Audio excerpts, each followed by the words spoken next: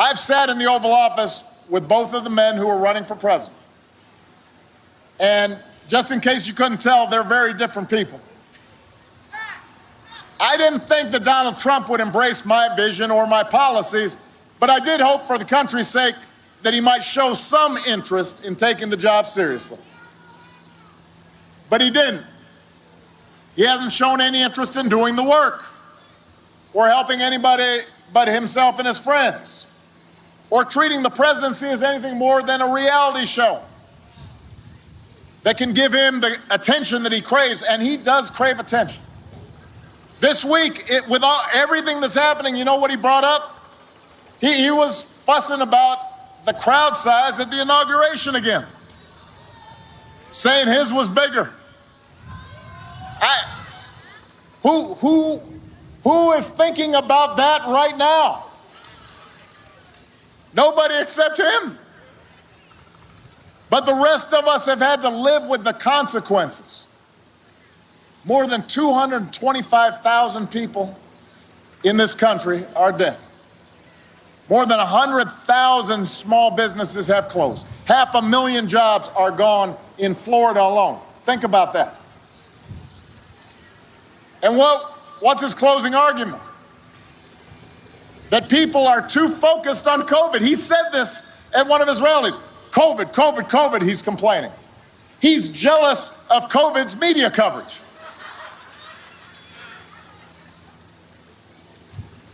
If he had been focused on COVID from the beginning, cases wouldn't be reaching new record highs across the country this week.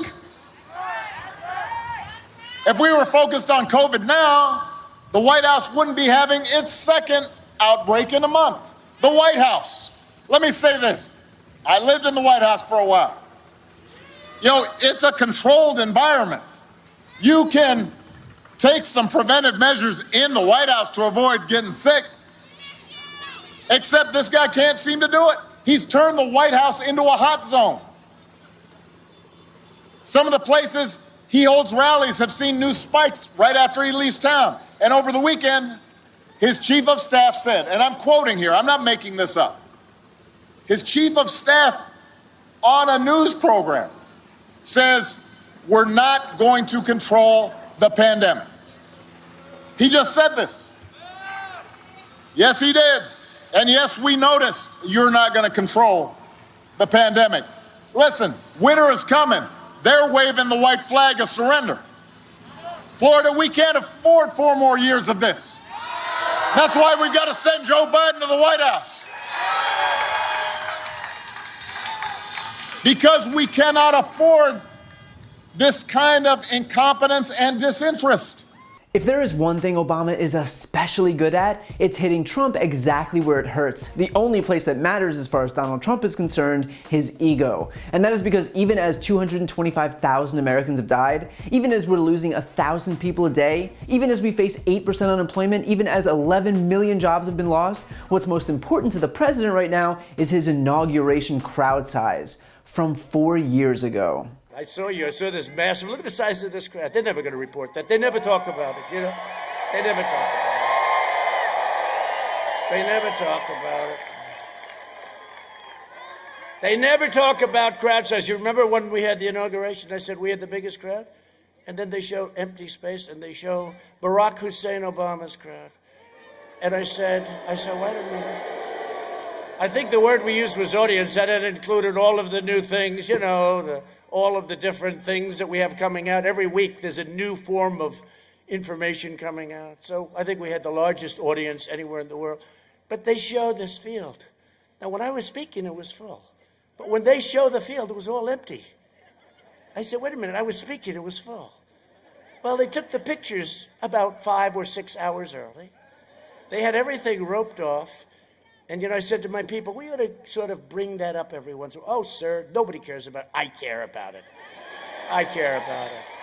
That's what Donald Trump is concerned about. That's what's eating away at him. Not the fact that we're currently experiencing the 4th largest mass casualty event in American history, only behind the 1918 pandemic, the Civil War, and World War II. He's concerned that a photo taken 3.5 years ago didn't have as many people in it as Obama's photo. For someone whose entire identity is predicated on being tough, you will not find someone more fragile than Donald Trump. And bear in mind, Trump's obsession with projecting the image of success is what actually led to this outbreak in the first place. The guy was so intent on protecting the stock market ahead of the election so that he'd be able to tout his main talking point that he refused to publicly acknowledge the pandemic. That's not to say he didn't know, because he did. He admitted to Bob Woodward the full extent to which this virus was dangerous. And so what was President Xi saying yesterday? Well, we were talking mostly about the virus. And I think he's going to have it in good shape, but it's a very tricky situation.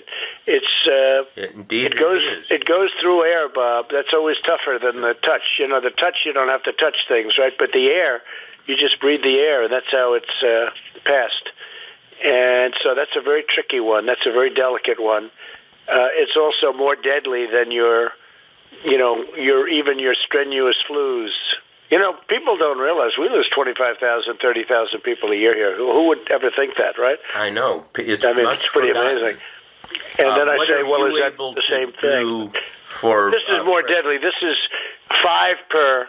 This is 5% versus 1% and less than 1%. So this is deadly stuff. He knew the lethality, he knew the transmissibility, he knew that it affected young people in addition to older folks, but he pretended that he didn't because he wanted to protect himself politically. And as a result, he allowed the virus to spread uninhibited across the United States.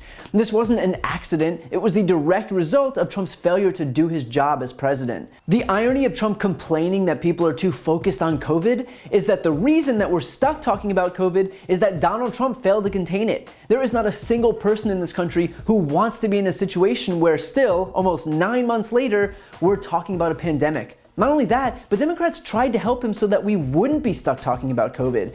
He had all the tools he needed to defeat it. Obama left him a pandemic playbook. He ignored it. The NSC had a pandemic response office. He dismantled it. There were immediate calls to coordinate nationwide testing and contact tracing plans. He disregarded them. Democrats called for mask mandates. He politicized them. Democratic governors enacted stay-at-home orders, and he fomented protests against them.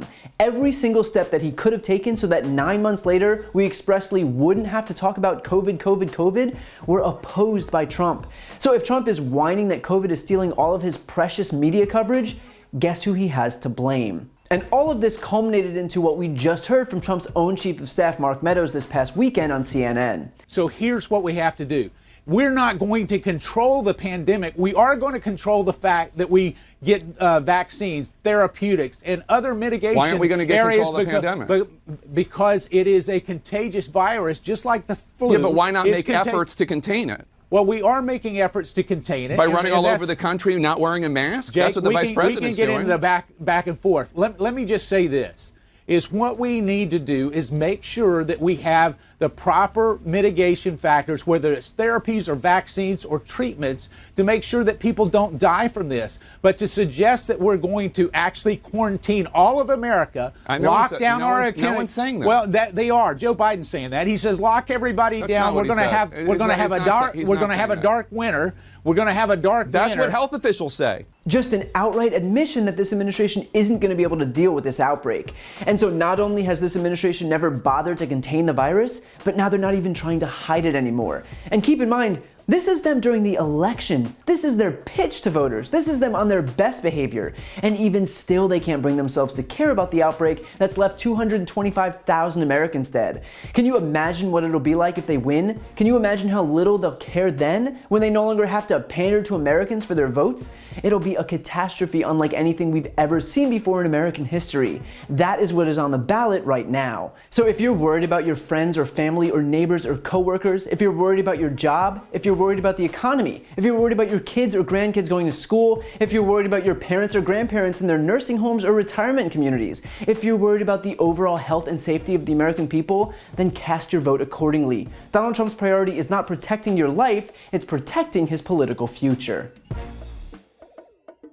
If you like this video, please check out my podcast, No Lie with Brian Tyler Cohen, where I take a deep dive into the week's most important stories and interview major players in politics, including Kamala Harris, Katie Porter, Adam Schiff, Nancy Pelosi, Eric Swalwell, Mary Trump, Al Franken, Cory Booker, and many, many more. Again, that's No Lie with Brian Tyler Cohen, available anywhere you listen to podcasts.